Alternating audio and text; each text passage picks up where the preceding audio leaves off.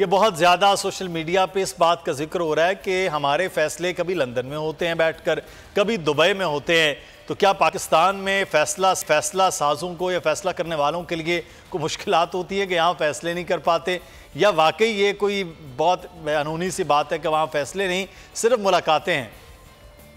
ملاقاتیں بھی ہیں اور فیصلے بھی شاید ہو رہے ہوں گے۔ وہ یہ کہ آپ سب جانتے ہیں، ہم بھی جانتے ہیں اس بات کو کہ میاں نواز شریف ملک میں نہیں آ سکتے ہیں، اور اس وقت ایک قانونی پروسیس ایسا ہے کہ وہ ایک جن مقدمات میں انہیں سزا ہوئی ہے وہ مقدمات ختم نہیں ہوئے ہیں، اگرچہ ایک مقدمے میں ان کی سزا معطل ہوئی تھی اور دوسرے مقدمے میں تمام ساتھی جو ان کے شرکاء ملزمان تھے وہ سب فری ہو گئے تھے۔ تو اس کے بعد کیس کچھ بھی ہو لیکن پھر بھی وہ اپنے ملک میں داخل نہیں ہو سکتے جب تک کہ عدالتوں کی طرف سے ان ہو جاتا ہے۔ اس وجہ سے ظاہر ہے وہ ملک میں نہیں آ سکتے، تو قریب ترین یہی تھا کہ وہ دبئی میں ایک ایسی سیٹنگ رکھیں جہاں روبرو بیٹھ کر ملاقات کریں زرداری صاحب سے بھی اور بلاول بھٹو زرداری صاحب کے ساتھ بھی، اور شاید اس میٹنگ میں پی ایم ایل این کے بھی لوگ شریک ہوں۔ تو یہاں پر میرے خیال میں جو بات چیت ہو رہی ہے اس کا مرکزی نقطہ یہ ہے کہ الیکشن کے بارے میں بات ہو رہی ہے۔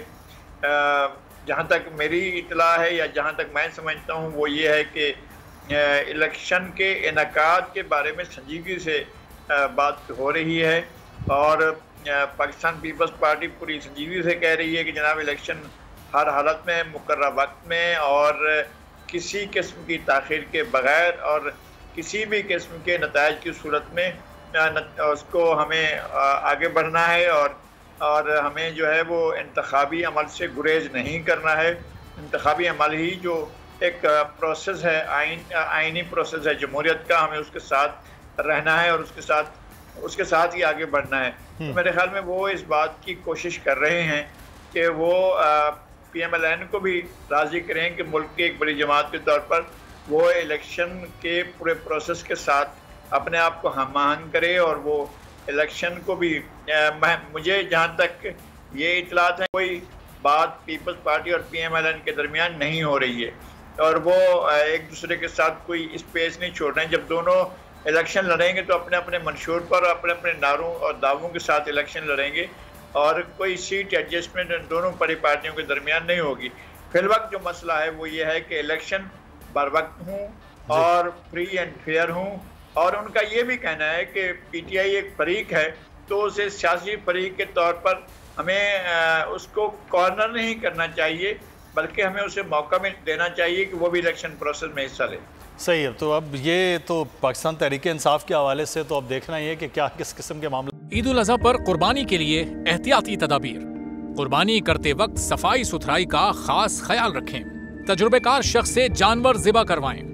جانور کو احتیاط کے ساتھ زمین پر گرائیں۔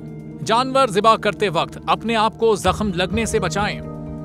قربانی کرتے وقت تمام اسلامی اصولوں کو ملحوظ خاطر رکھیں۔ قربانی کے بعد خون پر چونا ڈالیں۔ قربانی کے علائشوں اور باقیات کو کھلی جگہ پر نہ ڈالیں۔ جانوروں کے فضلے اور علائشوں کو محفوظ طریقے سے تلف کریں۔ گندگی پھیلانے سے گریز کریں اور حکومتی ہدایات پر عمل کریں۔ احتیاط اور صفائی سب سے اہم ہے۔ اپنے ملک کو صاف رکھیں اور پاکستان کو بدلیں بول کے ساتھ۔ بول کی صفائی مہم کا حصہ بننے کے لیے ابھی اس نمبر پر رابطہ کریں 0337 0310 377 تاکہ بول آپ کی شکایات متعلقہ اداروں تک پہنچا سکے۔